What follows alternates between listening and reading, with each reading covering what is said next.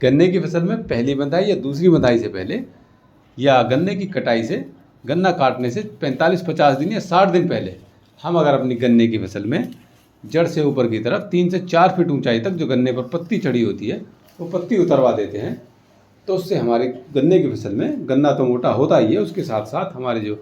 खेत की मिट्टी है उसकी उर्वरा शक्ति बढ़ती है, उसमें जीवांश कार्बन की मात्रा भी बढ़ती है। और ये जो जीवांश कार्बन है इसी का सारा उपज में खेल है, इसी से हमारी फसलों का उत्पादन बढ़ता है, इसी से हमारी मिट्टी की उत्पादन शक्ति बढ़ती है।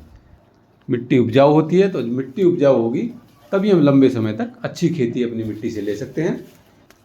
इसके बारे में डिटेल में जानेंगे आज की इस वीडियो में। अगर आप चैनल पर नए हैं तो चैनल को सब्सक्राइब कीजिए।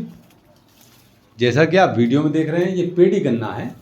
इसमें अगर हम सितंबर के महीने में इस तरह से पत्ती उतार देते हैं, जो नीचे नीचे की पत्ती उतार रहे हैं, जो एक्स्ट्रा पत्ती है ये,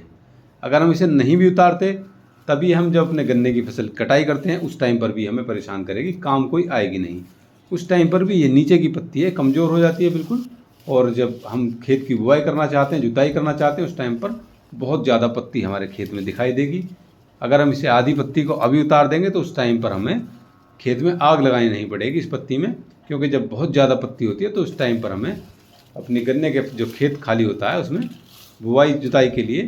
पहले आग लगानी होती है, जिससे उल्टा फ़ायदा होने की बजाय नुकसान हो जाता है। हमारी जो खेत की उर्वरा शक्ति है वो कम हो जाती है, क्योंकि इससे जो आग लगाने से जो जीवाणु होते हैं, जो जीवाश्म होते हैं, वो सब खत्म हो जाते हैं, और जो सूक्ष्म जीव ही हमारी मिट्टी से खत्म हो जाएंगे तो मिट्टी की उर्वरा शक्ति कम हो जाएगी, क्योंकि मिट्टी के उपजाऊ होने में सूक्ष्म जीवों का विशेष रोल होता है।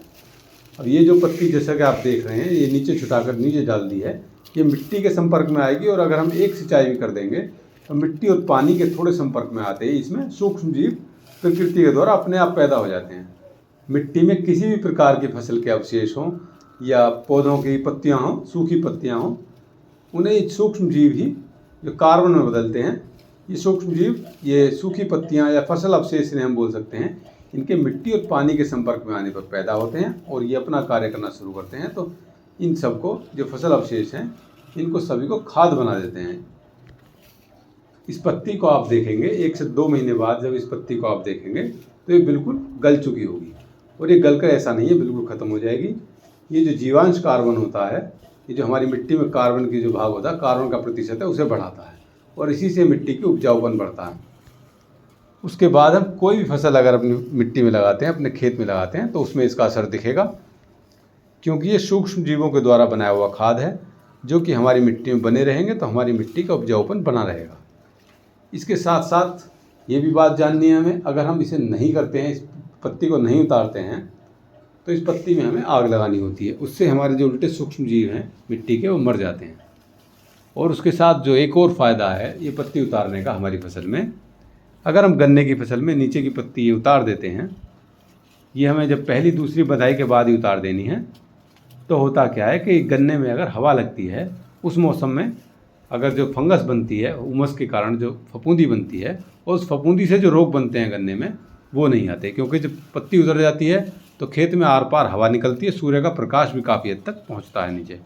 तो जिससे फंगस के होने वाले रोग नहीं होते। जो फफूंद जनित रोग हैं वो पनपते ही नहीं हैं,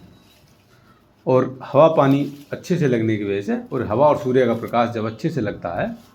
तो गन्ने की मोटाई बढ़ती है, गन्ना ठोस रहता है, तो कोई किसी तरह का छोटा मोटा कीट भी नहीं इस पर अटैक करता। तो इस प्रकार से अगर हम अपनी गन्ने की फसल में पत्ती उतरवाते हैं तो थोड़ी मेहनत तो हो जाती है, लेकिन इसका काफ़ी लाभ हमें मिल सकता है। इससे हमारी गन्ने की फसल की पैदावार बढ़ सकती है, और जो आगे की फसल हम लेंगे उसका भी जो पैदावार है वो बढ़ जाएगी। ये थी आज की जानकारी, आशा करता हूँ कि आपके काम आएगी। इसी प्रकार की इन्फॉर्मेटिव वीडियोज़ देखने के लिए चैनल को सब्सक्राइब कीजिए। वीडियो देखने के लिए धन्यवाद।